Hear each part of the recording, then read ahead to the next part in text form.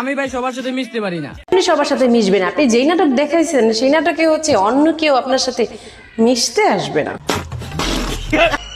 কিছু কিছু পোলাপান নিজের বউকে ডিভোর্স দিয়ে বান্ধবীকে বিয়ে করে, বস্তির পোলা। একেবারে ঠিক কথা বলেছেন আপা, বস্তির ছেলেই যেমন।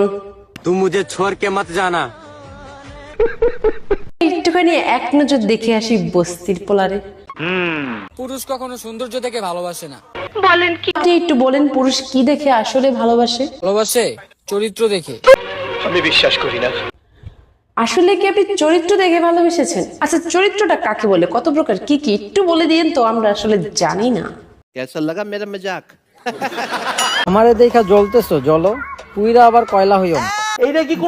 বলতেছে তারা জলদি থাকবে, তারা পূর্বেও না কয়লাও হবে না, আপনি কোনো টেনশন করেন না। যে ছেলে গার্লফ্রেন্ড থাকার পরও মেয়ে বেস্ট ফ্রেন্ড লাগে তাদেরকে বলা হয় চয়ের শিকারের চু। জন্য আপা পুরোটা বলে দিলে সবচাইতে বেশি ভালো হতো। তোমরা কি জানো একটা ছেলের সাথে একটা মেয়ের বিয়ে হয়?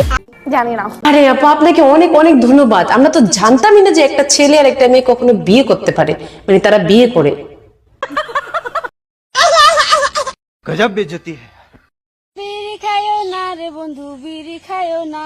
মানে আপা বিড়ি কেন খাবেন একটু বলেন তো? বিড়ি খাইলে তোমার শুনে পীড়িত করবো না। না কেউ কেউ খাইয়ে নেচ্ছে বিড়ি, তাহলে দেখছে আপা আপনাদের সাথে পীড়িত করবে না।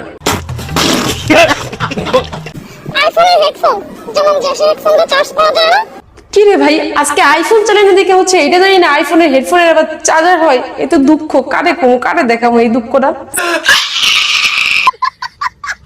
আমরাও দেশে মানুষের সাথে চলাফেরা করি না।